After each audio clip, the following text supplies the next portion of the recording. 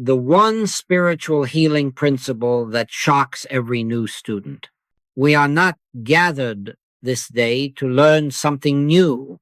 No, we are not here to acquire, to accumulate, to be taught in the sense the world understands teaching.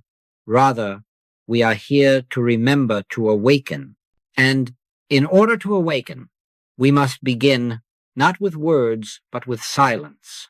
For in silence is the presence of the Word, not the word spoken with lips, but the Word that was in the beginning with God and was God.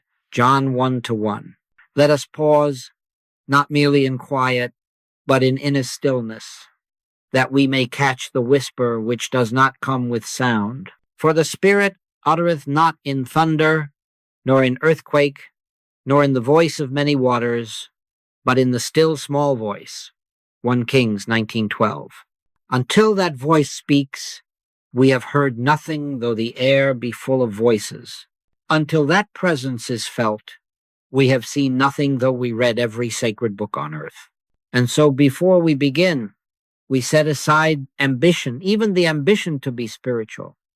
We set aside the longing to be healed, the desire to be safe, the craving for peace, yes, even the longing for God.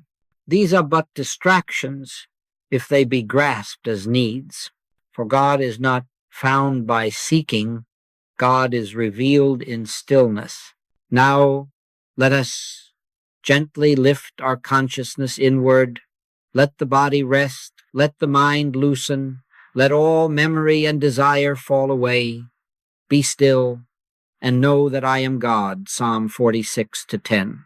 This is not a command from a distant deity, but the very voice within you saying, cease your activity, cease your struggle, for the fullness of God is already present here, now, as you.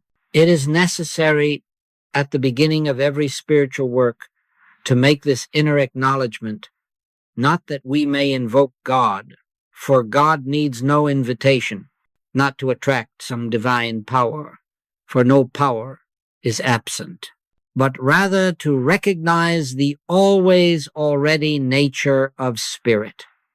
Lo, I am with you always, even unto the end of the world.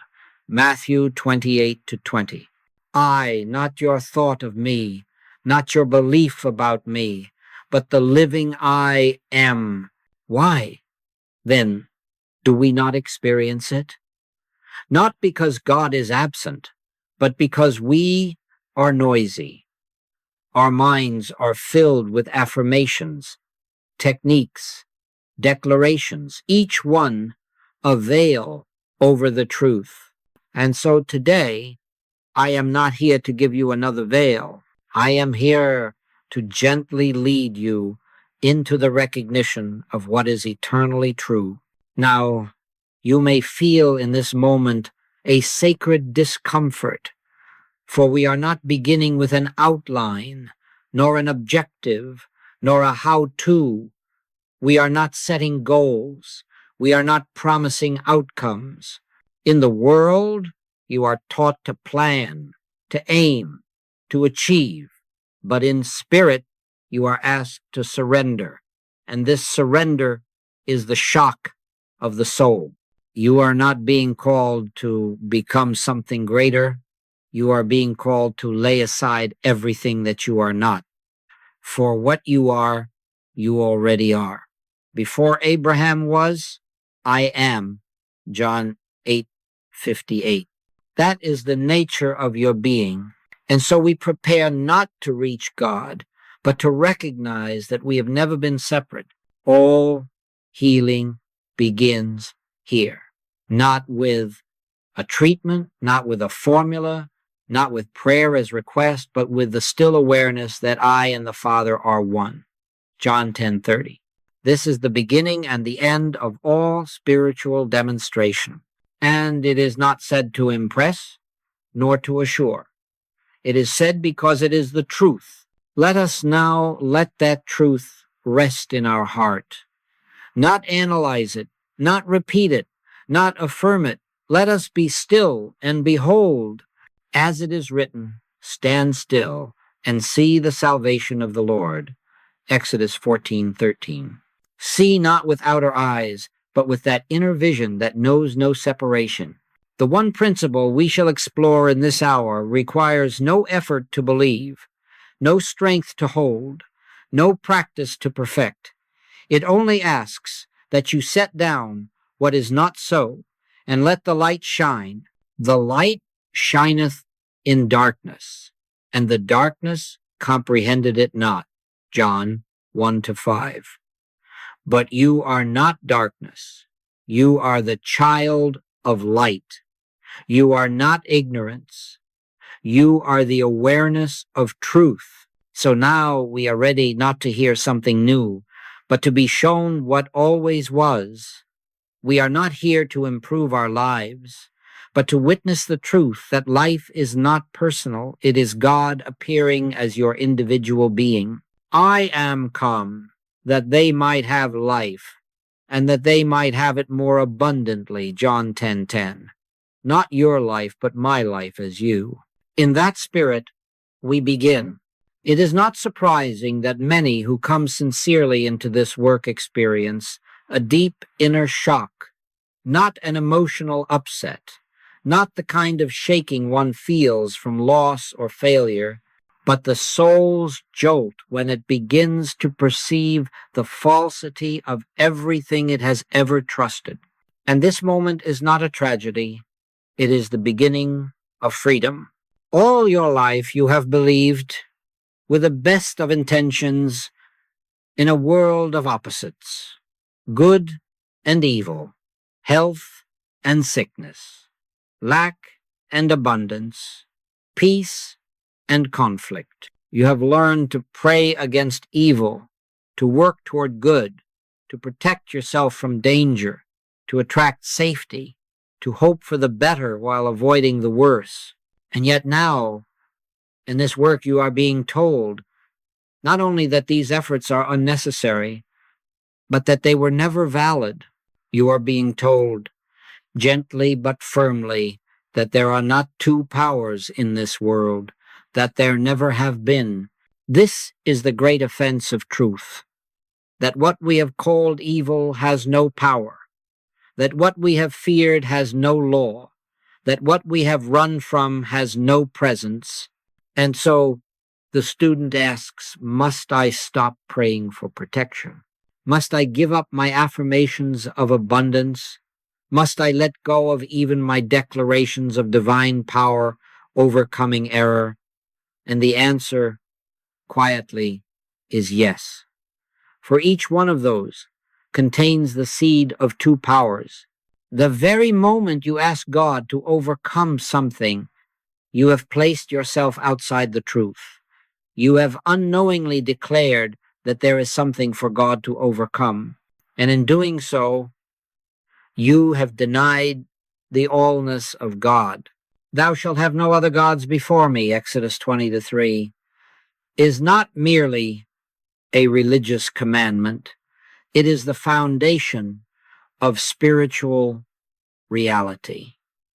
It is the eternal law of being. The moment you admit another power, whether sickness, error, sin, or lack, you have broken that law in consciousness. And what follows is not punishment, but the consequence of unreality being entertained as real. Now, I am not condemning your past, nor am I asking you to erase everything you have done to survive, to seek help, to grow spiritually. All of it served its purpose to bring you here. But now we begin to see that all those steps were steps within the dream. And if you are willing to awaken, you must be willing to see through the illusion, not adjust it. Jesus never healed by fighting evil. Never once did he acknowledge the power of sin, of disease, of death. His words were, "Get thee hence, Satan, for it is written, Thou shalt worship the Lord thy God, and him only shalt thou serve." Matthew 4:10. The adversary was not a being, but a temptation to believe in a power other than God. He did not treat leprosy. He ignored it. He did not enter into struggle with demons. He saw no man possessed. He did not cast out devils by resistance. He simply recognized the allness of God in every moment, and the illusion faded before his light. The prince of this world cometh, and hath nothing in me, John 14:30. That is the consciousness of healing, not victory over something, but the awareness that there is nothing there to be victorious over. Now you see why it is shocking. You have prayed to a God of might, a God of intervention, a God of blessing and protection. And you are told now that this God does not fight for you, not because he will not, but because he does not need to. You are told now that healing does not come by applying truth to error, but by withdrawing belief in error altogether. That is why the world cannot understand this message, and that is why the ego resists it. It is easier for the ego to be religious than to be still. It would rather be devout in affirmations than silent in realization. It would rather serve God with fervor than die to the belief in self-power. But hear this. No matter how many times you say God is all, if you still fear sickness, lack, or death, then in your heart you believe there is another power.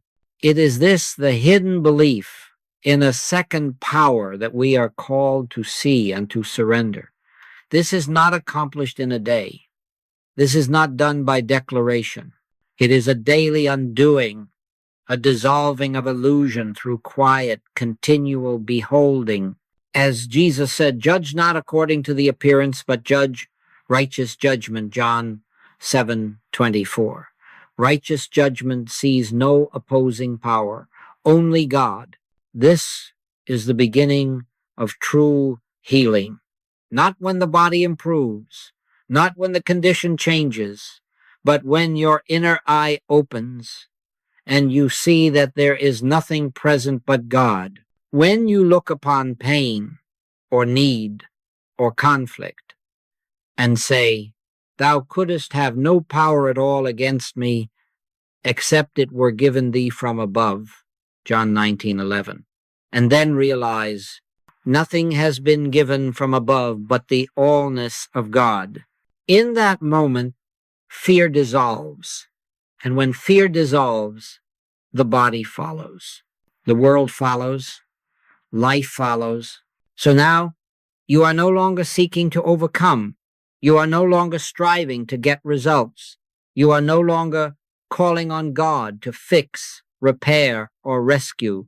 You are entering into the sacred space where healing is not something done, but something seen, not with outer eyes, but with inner realization.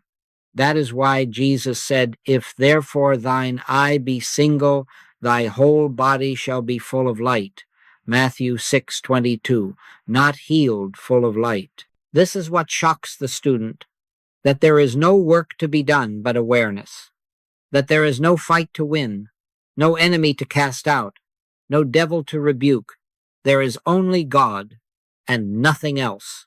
This truth, once realized, not memorized, not affirmed, not believed, but realized, is the one principle of all healing.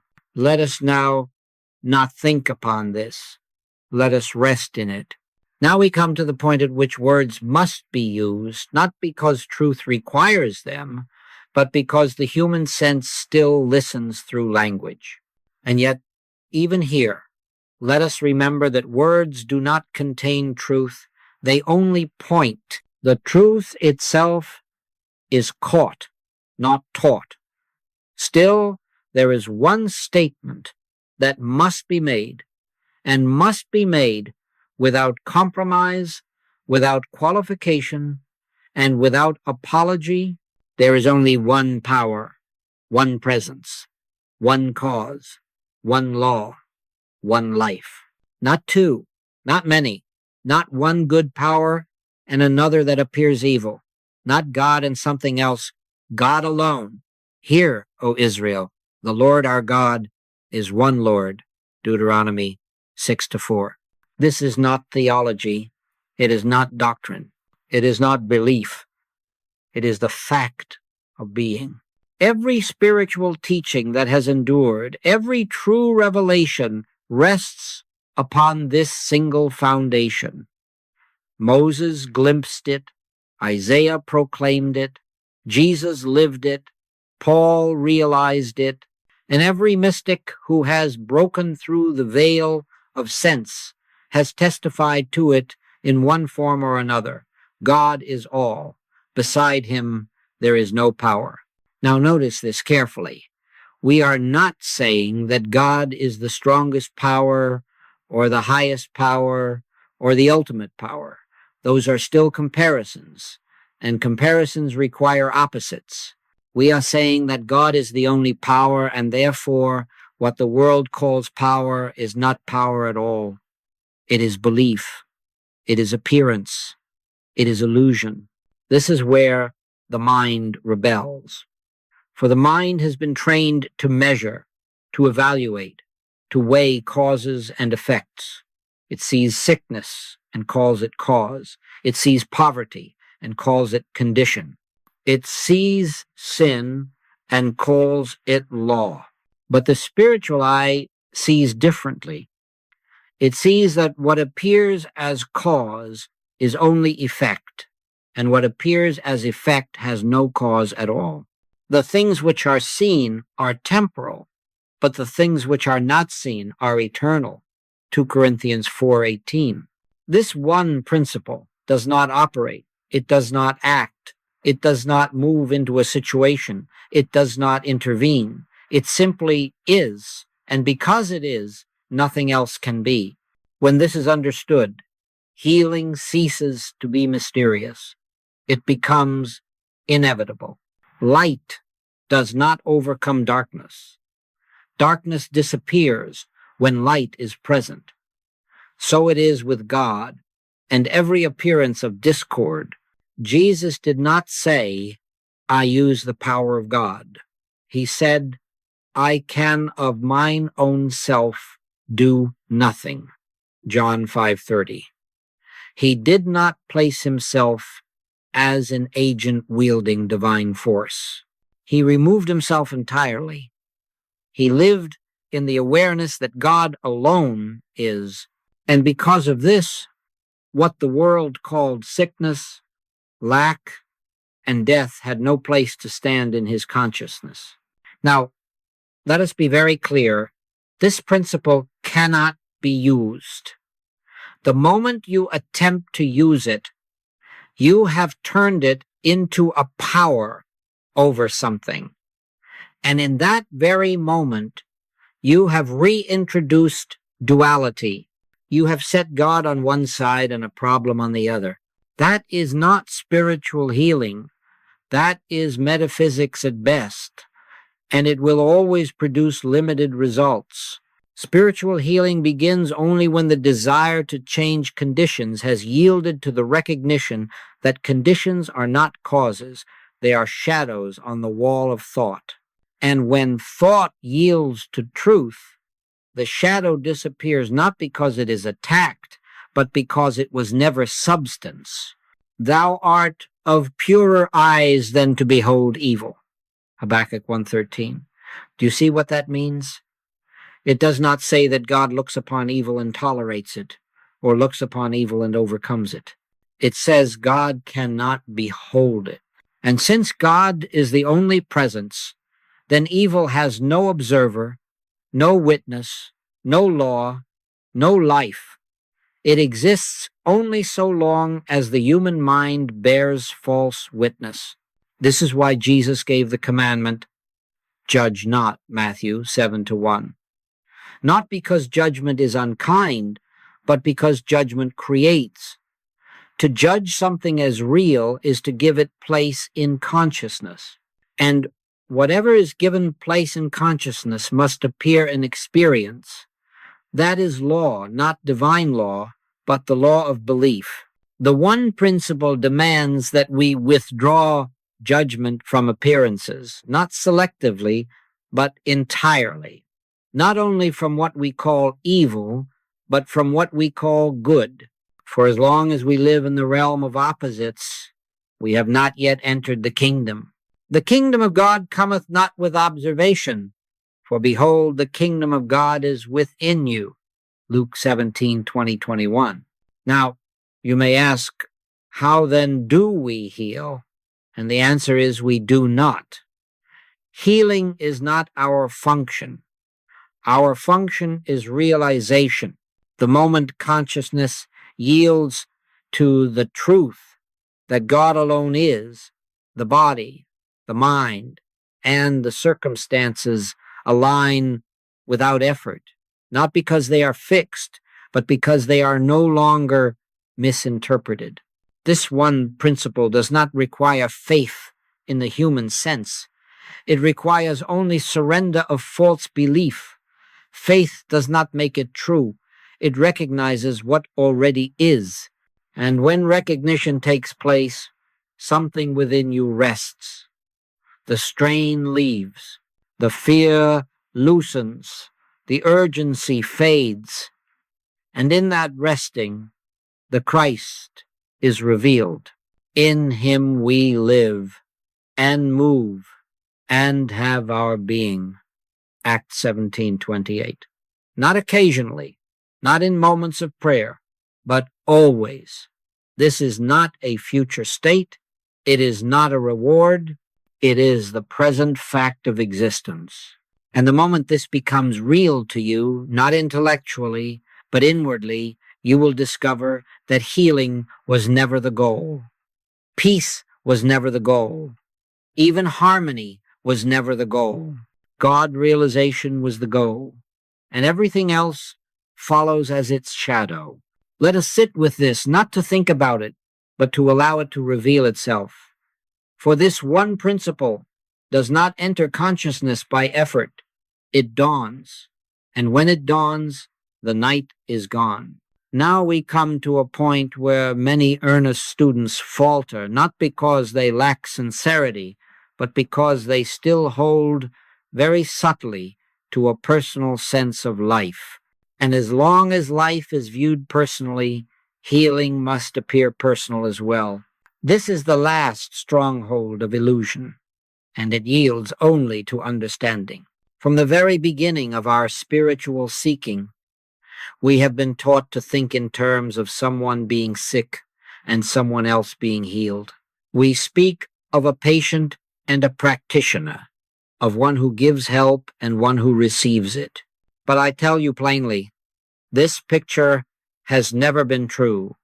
It is a picture formed by the human mind, and it must dissolve before spiritual healing can take place. Healing has never been about a person. It has never been about your body, your condition, your history, or your future. Nor has it ever been about my understanding, my prayers, or my capacity to help. All of this belongs to the realm of appearances, and appearances, no matter how convincing, are not reality. Jesus did not see persons, he saw being. He did not encounter sick men and women. He encountered God, appearing as individual expression. And because of this, he could say, "Call no man your father upon the earth, for one is your Father which is in heaven." Matthew 23:9. This was not a social instruction. It was a metaphysical declaration.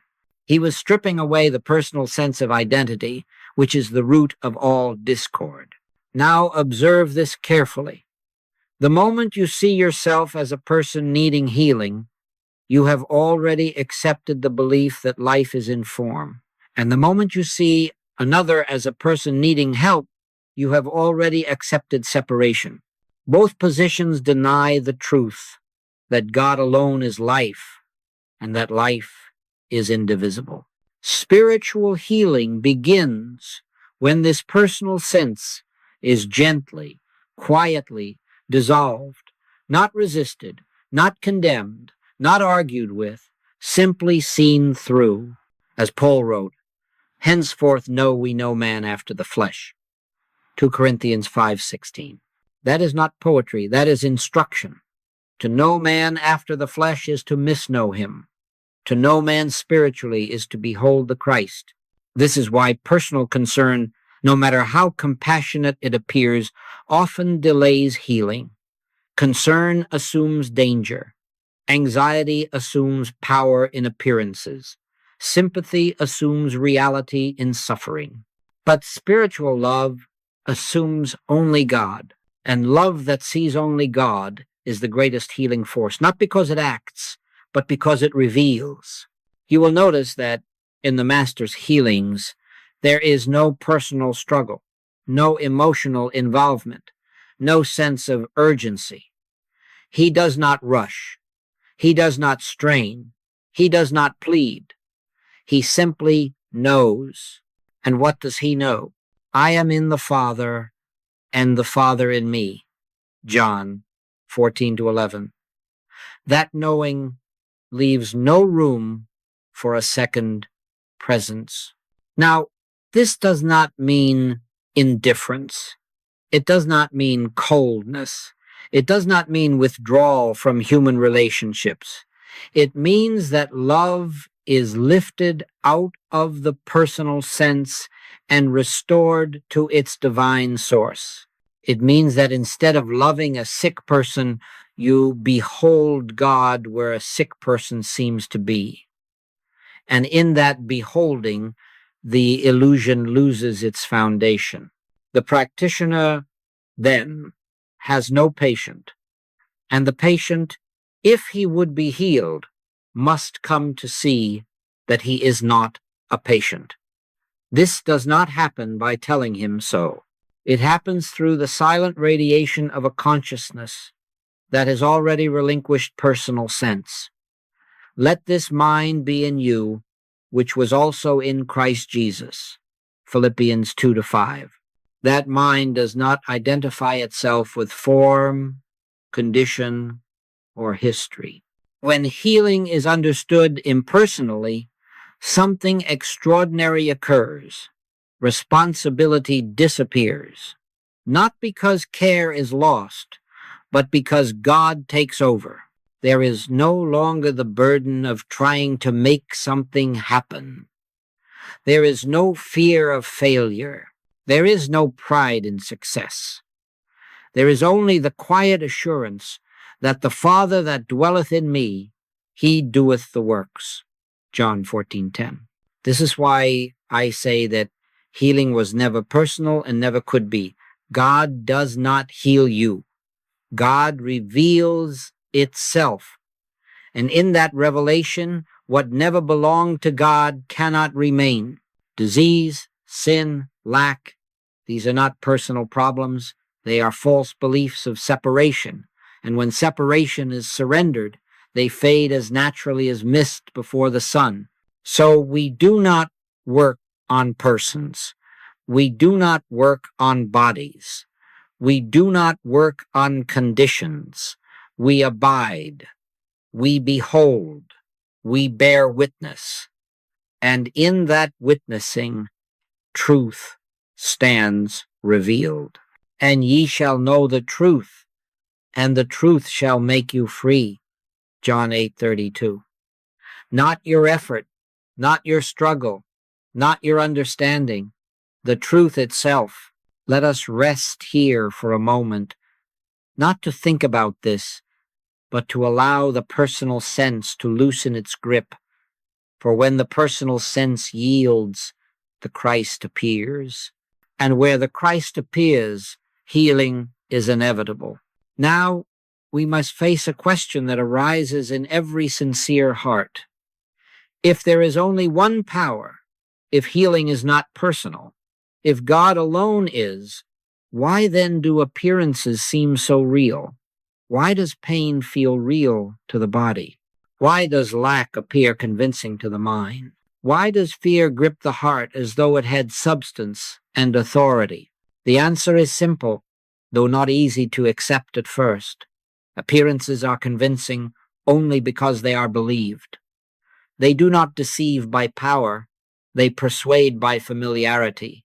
They have been accepted generation after generation as facts of life, and what is universally believed takes on the weight of law, yet it has no divine sanction. Scripture calls this the carnal mind, and it is written that the carnal mind is enmity against God, for it is not subject to the law of God, neither indeed can be. Romans 8-7. This mind is not evil. It is simply ignorant of truth. It interprets what it sees through the senses and then declares, this is real. But the senses were never created to discern reality. They were created to report appearance. Jesus never trusted appearances. Not once did he ask, how long has this man been sick? Not once did he inquire into causes, heredity, or prognosis. When told that Lazarus was dead, he did not rush to overcome death. He calmly said, our friend Lazarus sleepeth, John 11:11. To human sense, this was denial. To spiritual consciousness, it was accuracy. Appearances seem real because the human mind has learned to react to them. Reaction is the breath that keeps illusion alive. Fear reacts. Concern reacts. Sympathy reacts. Resistance reacts. And every reaction says, this has power over me. Yet the Master said plainly, why take ye thought for your life? Matthew 6:25. Not because thought is immoral, but because thought that reacts has already accepted a false premise. You see, appearances have no power to sustain themselves. They require consent, they require belief, they require reaction. And when reaction is withdrawn, not suppressed, not denied, but gently relinquished, appearances lose their momentum. They have nothing to feed upon. Resist not evil, Matthew 5:39, does not mean submit to suffering. It means do not grant evil the dignity of resistance. Now, let us understand something clearly.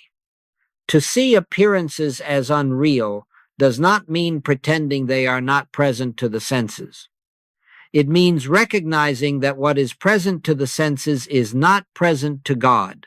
And since God is the only presence, what God does not know has no law to support it. The world was made by him, and the world knew him not. John 1:10. This world of appearances, of sickness, sin, lack, fear, does not know God, because it is not born of God. It is born of belief.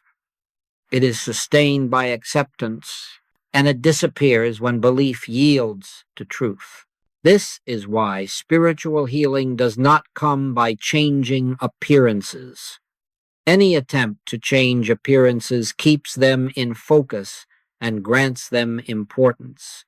Healing comes when appearances are understood, not fought, when they are recognized as shadows cast by belief, not conditions imposed by God. A shadow has no substance. It has no law. It has no resistance. And yet, if you try to fight a shadow, you will struggle endlessly.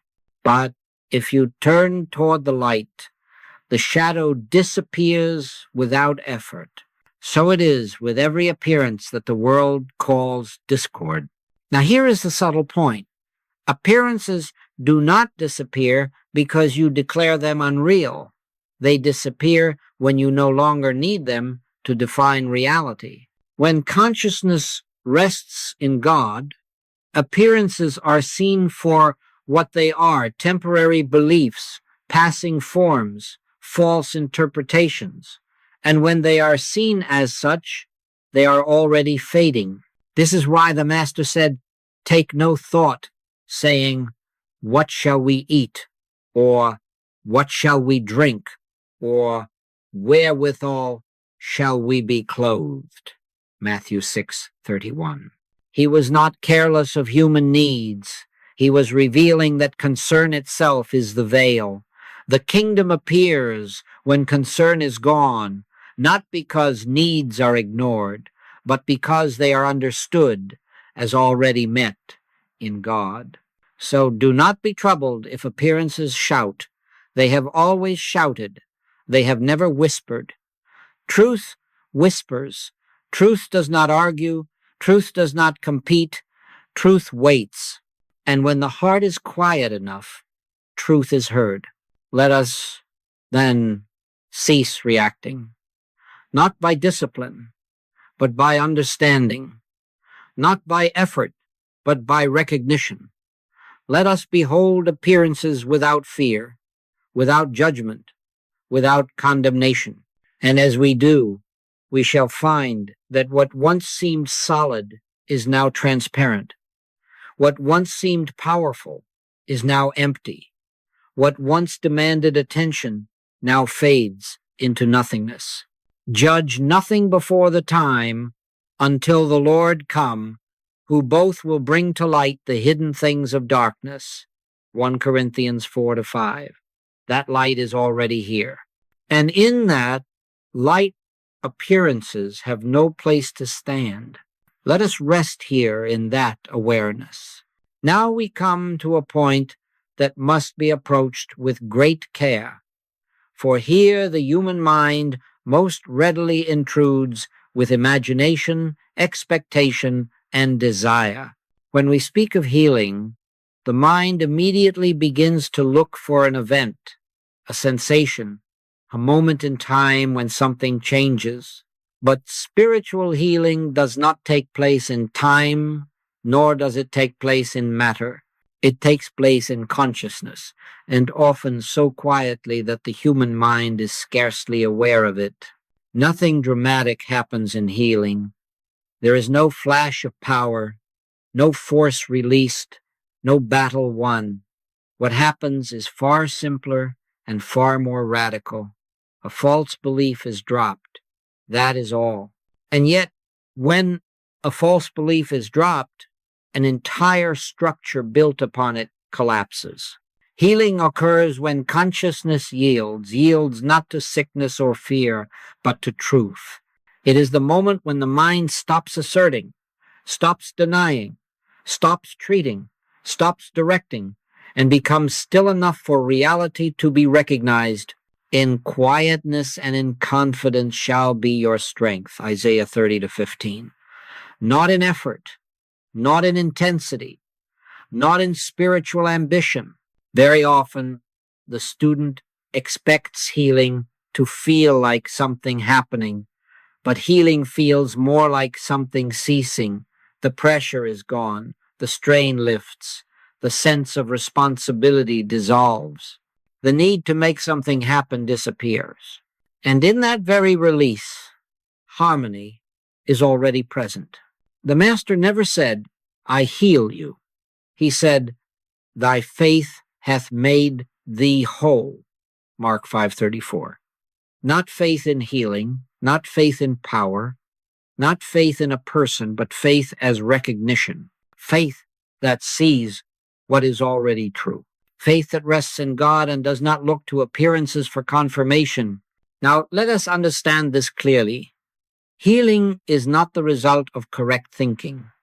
It is not produced by replacing negative thoughts with positive ones. That is mental work. And mental work always deals with opposites.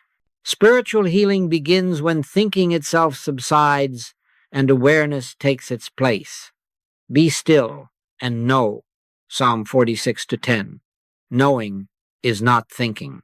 In that stillness, something within you recognizes something eternal, not with excitement, not with emotion, with a quiet certainty that cannot be explained. It is the inner acknowledgement God is here. And when God is here, nothing else can be here. This is not spoken aloud. It is felt. It is known. This is why some healings appear instantaneous and others unfold gradually. The principle is always instantaneous. Truth does not unfold. It is.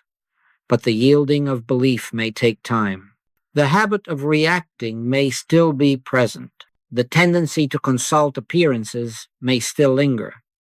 And yet, even then, the healing has already taken place in consciousness. What follows is simply the adjustment of appearance. According to your faith be it unto you, Matthew 9:29. Faith here is not hope, it is not belief, it is receptivity, it is the openness that allows truth to register. And when truth registers, there is nothing left to be healed. You must understand this. No condition is healed. No disease is corrected. No lack is supplied. These are all appearances, and appearances are not subjects of spiritual work. What is revealed is the presence of God, and what is not of God cannot remain in that presence. It dissolves not because it is attacked, but because it was never real. This is why the Master said, "Seek ye first the kingdom of God and his righteousness, and all these things shall be added unto you." Matthew 6:33. Not because God rewards seeking, but because when the kingdom is recognized, the things that seemed missing are found to have been present all along. Healing, then, is not an achievement. It is not a success. It is not something you can take credit for or fear losing. It is simply the natural state of being revealed when false belief is absent. Just as darkness does not return when light is present, so discord does not return when truth is realized, unless belief is reintroduced. And this is why vigilance is required, not vigilance against disease or lack, but vigilance against the belief in separation. The only enemy is the belief that God is not here. And that belief dissolves the moment you recognize, quietly and without strain, God is. There is no formula for this, no technique, no guarantee of time, but there is certainty. For my word shall not return unto me void, but it shall accomplish that which I please. Isaiah 55:11. Truth never fails. It is only belief that wavers. Let us rest now in this understanding, not to hold it, not to remember it, not to use it, but to let it be. Healing is not something you do after this moment. It is what naturally follows when this moment is seen for what it is. Now we come to a point that touches very deeply the habits of almost every sincere seeker. For most of us have been trained religiously, morally, spiritually, to believe that effort is virtue. We are taught to strive, to work, to apply ourselves diligently to every worthy end. And so when we come into spiritual living, we bring with us this same assumption that healing requires effort, discipline, concentration, and persistence. Yet here we encounter a startling reversal. Effort is the very thing that prevents spiritual healing. This is not said lightly, nor carelessly, nor to encourage indifference. It is said because effort proceeds from the belief that something is lacking. And the moment you assume lack of health, lack of harmony, lack of God, you have already stepped outside the truth. For God does not come to fill a void. God is the fullness that was never absent. Effort says, I must do something to bring God closer. But the truth is, the Lord is nigh unto all them that call upon him.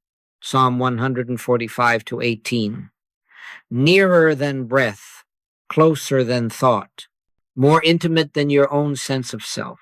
What, then, could effort accomplish except to obscure that which is already present? The human mind loves effort because effort gives it a role. It allows the personal sense of I to remain active, involved, important. But the Christ says, I can of mine own self do nothing, John 5:30. This is not humility, it is accuracy. And until that statement becomes natural to us, not as words, but as consciousness, healing remains distant. Effort keeps attention fixed on the problem. Even spiritual effort often revolves around the condition we wish to escape. We pray about disease, meditate for supply, affirm against fear, and in doing so, we continue to grant these appearances a central place in consciousness. But what you keep before your thought, you keep alive. Spiritual realization comes only when the mind releases its grip, when it stops pushing, correcting, adjusting, and allows itself to rest in being. Not by might nor by power, but by my spirit, saith the Lord of hosts. Zechariah 4-6. Not by human determination, not by spiritual willpower, by spirit alone. You will notice that the deepest moments of healing in Scripture never occur during effort. They occur when effort ceases. When Peter walked on the water, he did not succeed by trying harder. He failed the moment he began to struggle. When the woman touched the hem of the Master's garment, she did not strive to be healed. She simply recognized the presence of life. And Jesus said, "Somebody hath touched me," Luke 8:46, not with the hand, but with consciousness. Effort assumes time. It assumes process. It assumes distance between where you are and where you must go. But truth knows no time. It knows no journey. It knows no becoming. Before Abraham was, I am. John 8:58. Healing is not something that happens later. It is something that is revealed now when effort ceases. This does not mean that you abandon spiritual practice. It means that practice is no longer an act of striving, but an act of listening. Meditation is not concentration. It is receptivity. Prayer is not speaking. It is communion. Study is not accumulation. It is illumination. And when these are freed from effort, they become natural, gentle, and fruitful. The moment you feel strain in spiritual work, you may be certain of one thing: you have slipped back into the belief of separation. You are once again trying to reach God instead of resting in God. And so the instruction is always the same return, not to words, not to statements, not to methods, but to the quiet awareness of presence. Come unto me, all ye that labor and are heavy laden, and I will give you rest. Matthew 11:28. Notice that the promise is rest, not healing, not success, not prosperity. Rest. And in that rest, all else is found. For rest is the sign that the soul has ceased from its own works and entered into God's. When effort falls away, fear falls away with it. And when fear is gone, the body has no reason to cry out. The mind has no reason to defend. Circumstances have no reason to argue. They simply adjust to the truth that is now recognized. So let us not strive to heal. Let us not strain to understand. Let us not labor to demonstrate. Let us be still. Let us rest in the assurance that he performeth all things for me. Psalm 57:2. Not will perform, performeth now. And in that resting, we shall discover that healing was never withheld. It was only delayed by effort. Now we come to a point where the teaching must pass out of words and into living, for it is one thing to glimpse truth in a moment of stillness, and quite another to let that truth become the atmosphere of our daily experience. Yet this is precisely what spiritual living requires, not occasional insight, but abiding awareness. The one principle is not something we turn to when trouble arises. It is not an emergency resource. It is not a remedy to be applied when conditions demand attention. The one principle is the very ground of our being, and it must be lived before problems arise, while they seem present and after they have faded from view. Most students falter here. They are willing to recognize God in meditation, but they forget him in traffic, in business, in family affairs, in bodily sensations. They live part of the day in truth and the rest in reaction. And yet the Master said, "Abide in me and I in you," John 15:4. Abiding is not intermittent. It is continuous. To live from the one principle daily means that we no longer check appearances for permission to be at peace. We do not wait to see whether conditions improve before resting in God.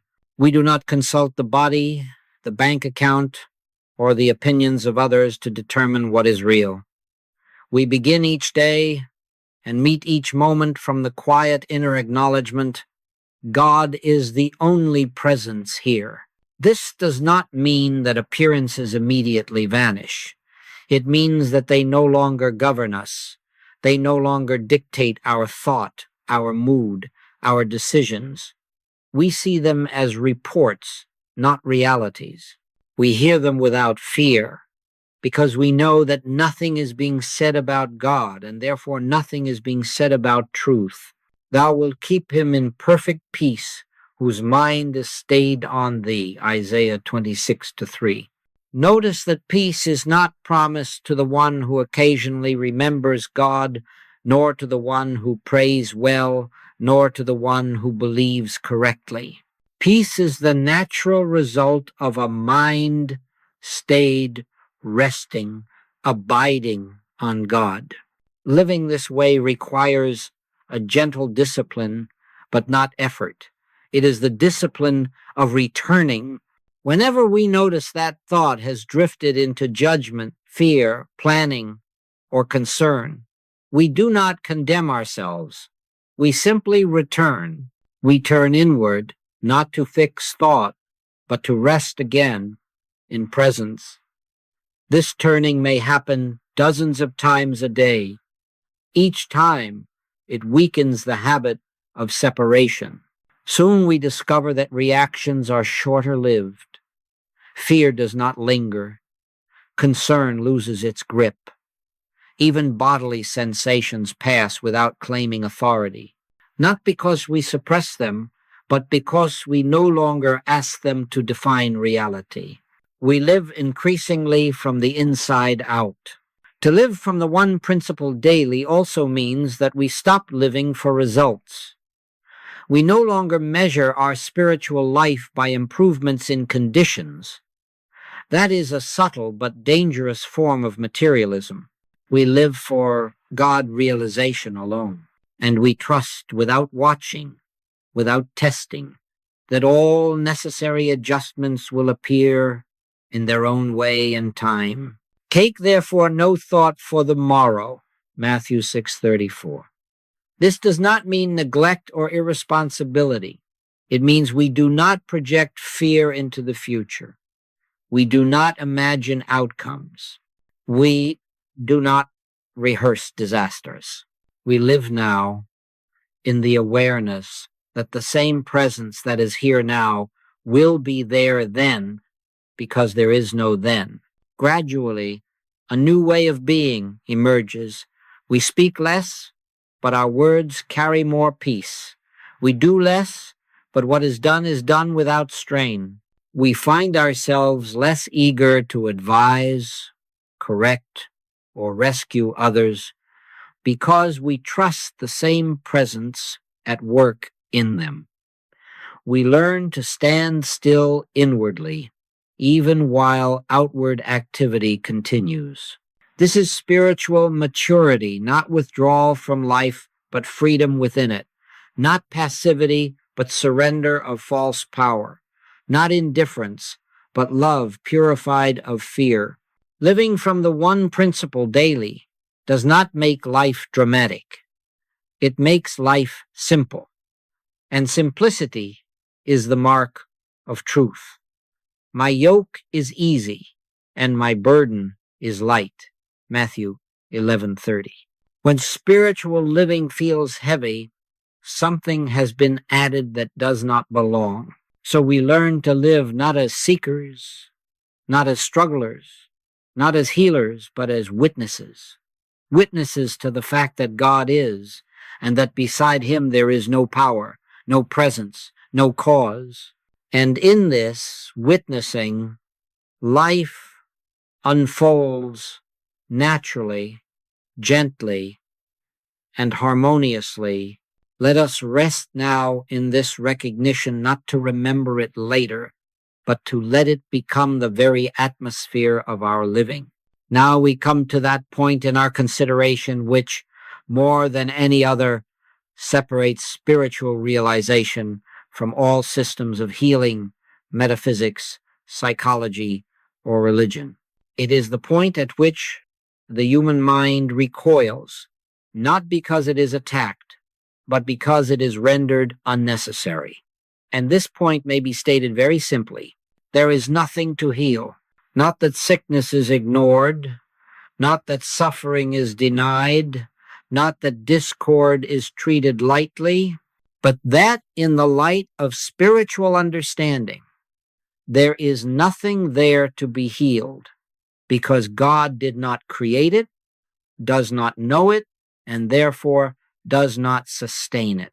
This is the final shock to the student, for up to this point, even the most devoted seeker has still been holding on quietly, perhaps unconsciously, to the idea that spiritual truth is something used to correct a wrong condition.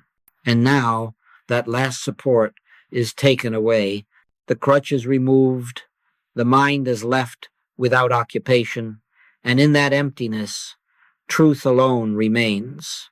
God does not heal disease because disease has no divine cause. God does not remove lack because lack was never present in God's universe. God does not forgive sin because sin has no reality in spirit. These statements do not come from hardness of heart. They come from clarity of vision. I have not spoken from myself, but the Father which sent me, he gave me a commandment what I should say. John 12:49. And the Father does not say what is untrue. If God were to heal something, God would first have to acknowledge its existence. If God were to correct error, God would first have to admit error as real. But God is not a reaction to appearances. God is being. And what does not proceed from being has no being. This is why the Master never said, I will heal you tomorrow, or I am in the process of healing you. He said, stretch forth thine hand, rise, take up thy bed, go thy way, always in the present tense, always from the standpoint of what is, not what must become. Now are we the sons of God. 1 John 3:2. Not later, not after improvement, now. When this is understood, the entire approach to life changes. We no longer look at ourselves or others as broken beings in need of repair. We no longer see the body as a problem to be fixed, or the mind as a battleground to be controlled. We see all appearances as claims, nothing more. Claims without law, without cause, without permanence. And here is the crucial point. We do not try to get rid of these claims. The desire to get rid of them still grants them reality. We simply do not accept them as truth. We do not wrestle with them. We do not fear them. We do not grant them identity. We let them pass as clouds pass before the sun. Who told thee that thou wast naked? Genesis 3:11. That is the eternal question. Who told thee that thou wast sick? Who told thee that thou wast lacking? Who told thee that thou wast separated from God? It was never God. And if it was not God, then it has no authority. This realization does not make one careless of human need. It makes one free of human fear. And freedom from fear is the beginning of compassion that heals not by doing, but by being. When fear is absent, the body responds. When fear is absent, the mind relaxes. When fear is absent, life reorganizes itself around harmony. The world believes that healing is about restoring what was lost, but in truth, nothing has ever been lost. The prodigal did not become a son again. He remembered that he always was one. This my son was dead and is alive again. He was lost and is found. Luke 15:24. Lost where? In belief. Found where? In recognition. So we do not work to heal. We work, if the word may be used at all, to see that God is all, to see that life is spiritual, to see that being is intact, whole, complete now. And when this seeing is clear enough, healing is no longer a goal. It is a byproduct. This is why I say that the final enemy, death itself, is not to be feared. It has no power, no presence, no reality. O death, where is thy sting? O grave, where is thy victory? 1 Corinthians 15:55. The sting is belief. The victory is illusion. And both dissolve in the light of truth. When you reach this point, not intellectually, but inwardly, you will notice something very simple and very profound. You stop watching yourself. You stop checking conditions. You stop measuring progress. You rest. And in that resting, life flows as it was always meant to flow, without strain, without fear, without conflict. There is nothing to heal because there is nothing wrong in God. And since God is all, there can be nothing wrong anywhere. This is not something to believe. It is something to realize. And realization comes not through effort, but through surrender. Let us rest now in this truth, not to use it, not to repeat it, but to let it stand, complete and sufficient, as the final answer to every question the world can ask. Now we come to the place where words must fall away, not because they have failed, but because they have served their purpose. Truth does not need repetition. It does not need reinforcement. It does not need protection. Once recognized, it stands by its own light. We have not been dealing with a method this hour. We have not been outlining a system of healing, nor establishing a practice to be remembered and applied. We have been brought step by step, quietly and gently, to a single realization. God is, and beside God, there is nothing. Not something to be overcome, not something to be improved, not something to be healed, nothing. If this realization has touched you even slightly, you will notice that the mind is quieter now than when we began. Not because it is tired, but because it has less to do. The strain of becoming has eased. The burden of responsibility has lifted. You are not waiting for something to happen. You are not expecting a result. You are simply here. This is the seal of spiritual work. Jesus did not end his teaching with instruction. He ended it with peace. Peace I leave with you. My peace I give unto you, not as the world giveth. John 14:27. Not the peace that comes from improved conditions, but the peace that comes from knowing that there is only one life, one power, one presence, and that this presence is fully expressed where you are. Do not attempt to carry these words away with you. Do not try to remember them. Do not quote them to yourself later.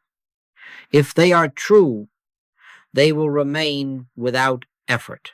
If they are not true, no effort will make them so. Truth abides by itself. In the days to come, appearances may still present themselves. Sensations may arise. Situations may call for attention. Let them come. They will no longer be enemies. They will be opportunities not to fix, but to remember, not to struggle, but to rest, not to call upon God, but to recognize that God has never departed. The Lord is my shepherd. I shall not want. Psalm 23:1. This is not a promise for the future. It is a statement of fact now. And when this fact is accepted, wanting ceases, not because everything has changed, but because you no longer live from the belief of lack. We do not ask now for healing. We do not ask for protection. We do not ask for guidance. We simply acknowledge, Thou art here. And in that acknowledgement, all asking ends. Your Father knoweth what things ye have need of before ye ask him. Matthew 6-8. Knowing that, what remains to be said? So let us be still, not as an exercise, not as a discipline, but as a natural response to truth recognized. Let the mind rest. Let the heart be quiet. Let the sense of self soften. There is nothing to hold, nothing to resist, nothing to become. I will never leave thee, nor forsake thee. Hebrews 13-5. That is not spoken to a future you, nor to a perfected you, nor to a healed you. It is spoken to what you are now. And what you are is not in danger. What you are is not incomplete. What you are is not separated. And so we end where we began, not with words, but with silence, not with effort, but with rest, not with teaching, but with being. Let the truth seal itself.